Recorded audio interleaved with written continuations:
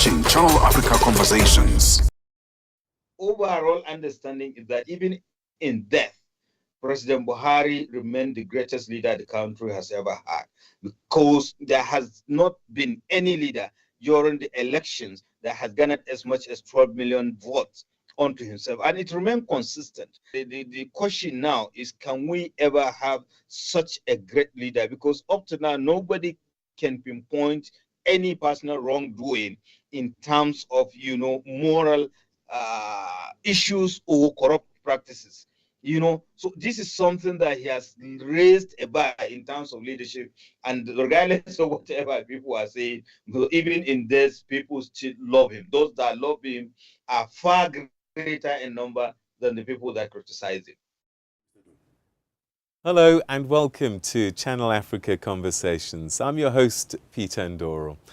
Muhammadu Buhari's tenure as President of Nigeria spanned two terms between 2015 to 2023. A former military ruler turned democratically elected leader, Buhari promised to tackle corruption, restore security, and revive the economy. Whilst his administration did achieve some key infrastructure developments and some progress in anti-corruption efforts, critics point to deepening insecurity, rising poverty, economic hardship, and concerns about human rights. In assessing Buhari's legacy, opinion remains sharply divided between those who see him as a principled leader who stayed true to his anti-corruption ideals, and others who argue that his presidency failed to deliver on its core promises.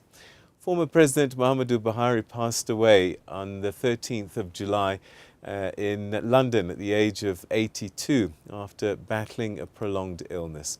Well, to help us unpack his complex legacy, we're now joined by Brigadier General SK Osman, retired, who served as the Director of Army Public Relations during much of Buhari's time in office and witnessed key security developments from the inside. Thank you so much indeed for joining us, and welcome to the program, Brigadier. Thank you very, very much, and a very good morning to you too. So there's no doubt that the late President Buhari's legacy is complex and will be viewed from different lenses. You had an opportunity, I think, to witness his presidency at two times in your life, once as a young soldier and much later as the Director of Public Relations for the Army. Let's start with the young version of you. What were your impressions at that time about the first time that President Buhari was head of state? I think it was that of hope and expectation and giving the country a sense of direction. Remember the economic policy, the war against indiscipline, where every component of Nigeria was on the same page, because unlike other countries, we lack national orientation, and he came in to give a sense of direction. Where there is war against indiscipline, Nigerians queue up, respect each other, respect rules of law, and especially that it was a military administration. And honestly, people kept on saying that Nigeria started to miss it with the toppling of that administration. So then let's talk about his second tenure, and for much of it, you were Director of Communications for the Army.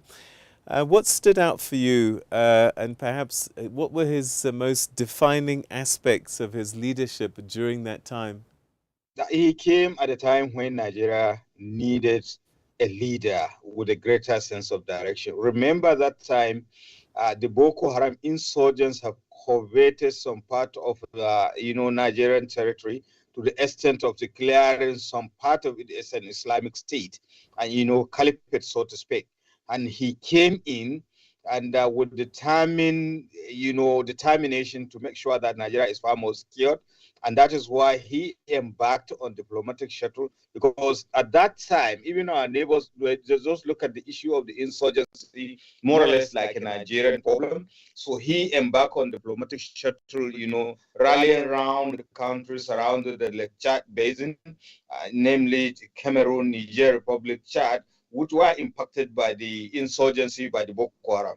So sincerely speaking, serving during President Muhammadu Buhari's administration, especially at the height of that insurgency, it's offer a kind of unique perspective, on the challenges and responses to our national security issues as of that time. Remember, he created the theater command, pushing the military, asking them to relocate their headquarters at the epicenter. Coincidentally, I was part of the military officers with the former chief of defense staff that carried out the reconnaissance where we cited the theater command, in Maiduguri. So automatically taking the battle to the insurgents to the point that all territories were recovered. And you need to be in Nigeria to understand that soldiers were running away from battlefront, but he was able to choose service chiefs that sleep and fight along with the soldiers, so we're able to achieve so much. And most importantly, again, he realized the connection between national development and infrastructural development, and he made tremendous gain in that place. But most especially, giving the military what it requires, the strategic direction, the training, the equipping, and the sense of belongings to be able to deal with the security challenges as well. But I know that there were challenges as it is, because transforming into a fully civilian president, given the bureaucracy associated with democratic governance, is something else. So, but there are critics who will argue and say that, actually insecurity actually worsened under Buhari, especially with the rise of banditry. We saw kidnappings, farm herder clashes under his tenure. How would you respond then to these criticisms? You see, when you are dealing with security challenges of that nature, and unfortunately, most of the issues we have, we have 3 tiers of government in this country. We have the federal, we have the state, we have the local government system. And it is not every time that the federal government has to do things, neither is the state. But of course, unfortunately, over time, the third tier, which is very critical, that serves as a buffer zone, and most of the security challenges, you can localize it to a particular, local government, particular community, particular society.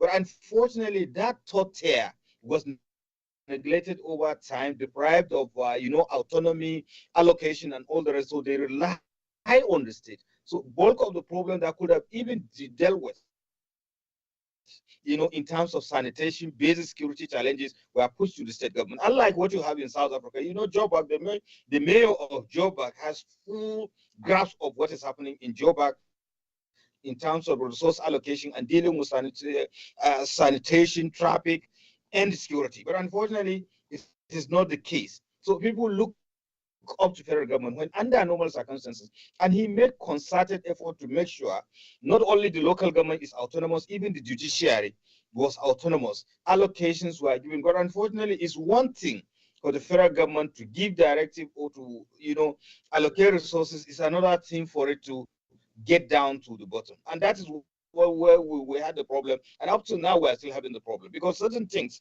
that could have been dealt with at local level couldn't be dealt with simply because the resources are not there, the autonomy is not there. What would you say government's response was to internal security crises that may not have been visible to the public, because the public would only see certain things? What was going on behind the scenes? Quite a number of things are going on. First and foremost is the issue of the concerted effort by the security forces, led by the military. But even though they are all involved in the joint internal security operation involving the military, paramilitary, and particularly the intelligence agencies. But beyond that, I know there were efforts, even though divergent, of dialoguing, the kind of non-kinetic aspect of it. Instead of putting boots on the ground, you are thinking of carrots and stick. And basically, that is where it is. And it's a new understanding that when you are dealing with an essential threat of this nature, it is just not enough to have a whole government approach, but rather you have a whole society approach. Because there are certain components of Nigerian society that were not involved in dealing with the security architecture. And I will give you an example. Way back 2018, I was privileged to be one of those people that went to the National Institute for Policy and Strategic Studies, the Kuru in Jos, which is the highest policy think tank for the country. And our theme for that course was, interrogating internal security framework and community policing in Nigeria, policy options, implementation strategies. And we went around 40 ministry departments and agencies, 12 states of the Federation out of the 36, 6 African countries, and 6 other countries outside the world. We came up with a package, that could have enhanced the internal security framework of the country, of course, enhancing the policing system. But it's one thing you make recommendation, is another thing to follow it up. Otherwise, we wouldn't have had states having, the militia and what have you, would have enhanced the policing system. And because bulk of the security challenges in this country were, emanated from the neglect of the policing system we have. Because if you look at it, what is the level of investment in the policing system within the last 25 to 26 years that we have had interrupted democratic governance? And there are also legal impediment. Take, for instance, one of the constitutional provisions, we have the police council headed by the president commander-in-chief. In the last 20 years, it has not sat more than 3 to 4 times. The state governors are all members. So basically, the constructive, there is a realization that there should be constructive engagement. And of course, the National Security Strategy 2019 has given, kind of roadmap involving every component of Nigerian society. Quite a number of those components have been neglected, but now there is a renewed understanding that everybody has to be brought on board, a whole society approach, and that is what is being done behind the scene. Hence, you see the kind of de-escalation of the conflicts. And again, there is renewed emphasis on the time-tested conflict resolution mechanisms in the country. And, Nigerian society, there has been, even before colonialism, where we were living, in peace with each other. So basically, some of the colonial masters, in fact, that is why you have the indirect rule and what have you, they built on that. So we are revisiting those kind of things so that we have a cohesive Nigerian society, so that everybody will see security as a collective responsibility, not just for the military or the security agencies or the government, as it were. I've seen in other countries the transition often from somebody who's had a career in the military to becoming a civilian and living by different rules can be sometimes challenging. And President Buhari has been accused of being disciplined, but at the same time distant, and that whilst he may have instilled a sense of order because of his military background, it did lead for some to authoritarian tendencies. What's your take? Yeah, well, naturally, you are quite right. Transition is very difficult, not even leading a big country like Nigeria. Even among some of us that were in the military, you find it's a bit difficult to adjust into a civilian life, even as a private citizen, having spent bulk of your years, of your service years in the military, yes sir, no sir, and all the rest of them. And here you are confronted with bureaucracy and all the rest. And one thing people do not even understand, the military was subjected to a transformation process for 15 years. Between 2000 to 2015, they call it transformation process. And that is where we even had the problem, especially in the early 2000, you have ethnic and communal clashes here and there. So much as they subjected the military to transformation process, they should have also conscientized Nigerians on the nuances of democratic governance, which is give and take and bureaucracy. But unfortunately, the transition program that time was a bit too short, and Nigerians, with the newfound freedom, there was a problem. People were doing things the way, because they were bent of emotions and what have you. So this contributed to a large extent. And here you are, you are used to, for instance, if you said an occasion is 3 o'clock in the, take for instance, in the afternoon. So under normal circumstances, everybody should have been seated by 2:45.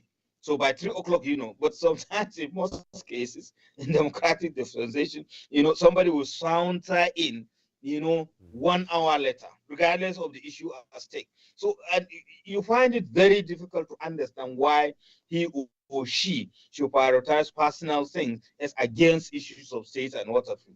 And of course, the priorities, so yes, I can understand how, such issues come about. And of course, even himself confessed to the fact that it was a bit difficult, but he made concerted effort, to subject himself. And that is why, again, the problem lies. Because in the bid to follow the nuances of democratic tenets, a lot of people take and do advantage of, because he had the assumption that everybody could do the right thing at the same time. But unfortunately, it is not so when it comes to some of the politicians in this country.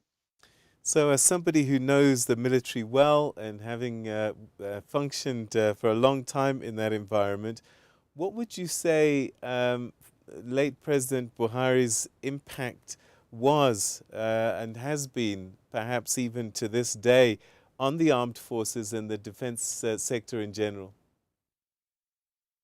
The impact is tremendous in the sense that it gave the military a greater sense of direction, strategic direction, and there was improved welfare of the serving and retired military personnel. So I think those are the kind of legacies. And most importantly, the best welfare to a military personnel is training, because you sweat, more in peace, then you bleed less if you are well trained. So basically, he understood, having been in the military himself. And by the way, he was credited to, being a no-nonsense leader, because when he was general officer commanding 3 division, which has headquarters in Jos, the Chadian rebels made an incursion in the country. And of course, before you say Jack, he was able to chase them out of the country up to their own countries. And this is something that was unprecedented, just to tell you how much he loves the country and the military,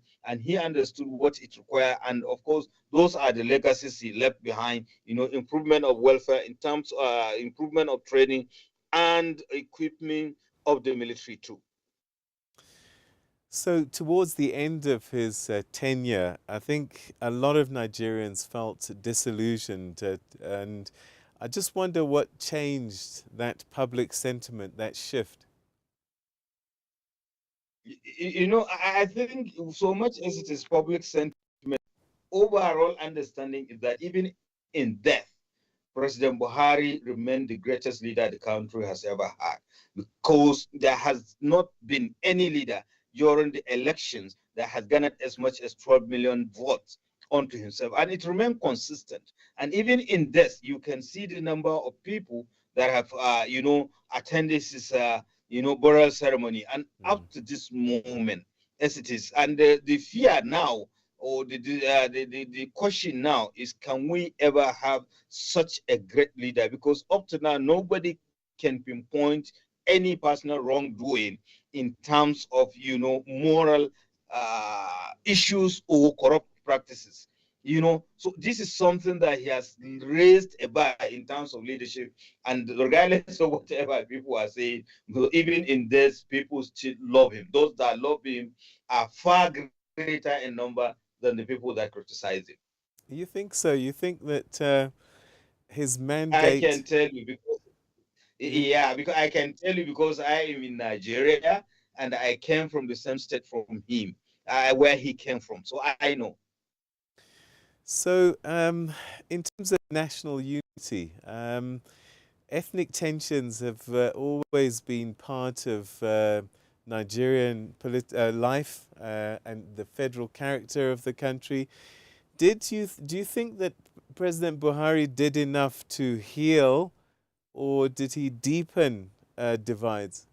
Those are the concern, and albeit it was not deliberate. And if you are seeing what is happening now, it is the same line of thought. In fact, I have had instances when I was Deputy Director of Army Public Relations 2012, 2013, and 14 in Kaduna. There was a particular community. If you know, Southern Kaduna, they had problem, ethno-religious crisis and all the rest of the thing. A particular group of people came to the general officer commanding one division, complaining bitterly about the security forces. And what was it?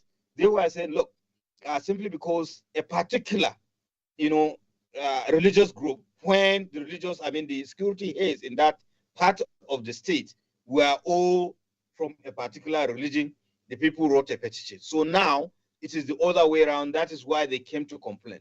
But when I asked them, have they done anything wrong? There wasn't, simply because the other people have done so, and that is what they want. And it may interest you to know the people they are complaining about went out of their way to even pay for school fees and examination fees for their own children, just simply because they worship in a different way. The people do not like them, or because they speak a different language. And that is why there is need actually to continuously be managing, the diversity of this country. And sincerely speaking, some of the elites are the ones fueling it, because so long as they take advantage of this extraneous variable of ethnicity and religion, especially during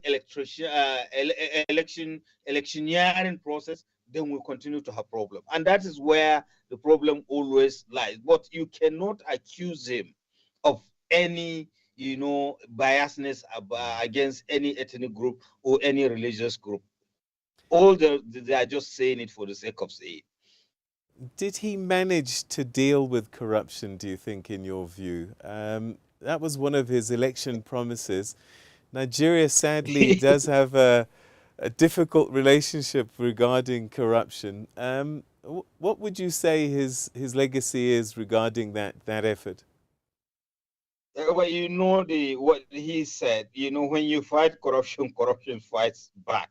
And that was exactly what happened, because the level of corruption in the country is unprecedented, and the people that you least expect were equally involved. Take, for instance, a public servant. I don't know what is the current exchange rate, but you can imagine somebody taking billions of naira onto himself. And unfortunately, these are some of the things that we are missing. A former, deputy president during the military era, or deputy head of state, so to speak, was saying, look, he was not even worried about the number of, or the looting. But I think the opportunity or the circumstances that brought,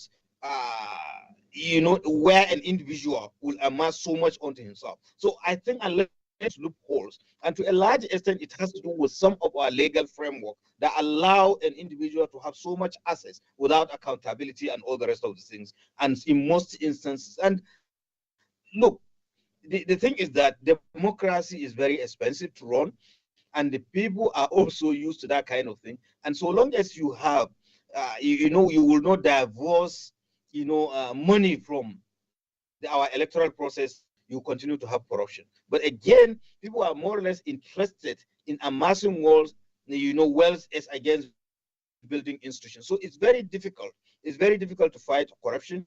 You will do the much you can, but I can rest assure you, it is a very difficult task. I'm not holding brief for him or anybody for that matter, but I know how it is deep inside. You hardly, in fact, the norm is that you will be so surprised when people did the right thing without asking for gratification.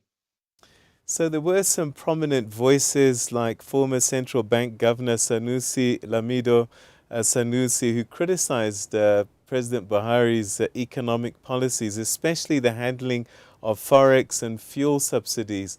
What's your take as an ordinary Nigerian and his economic legacy?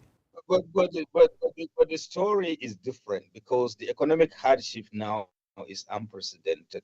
He was able to stabilize the exchange rate and all the rest of that time.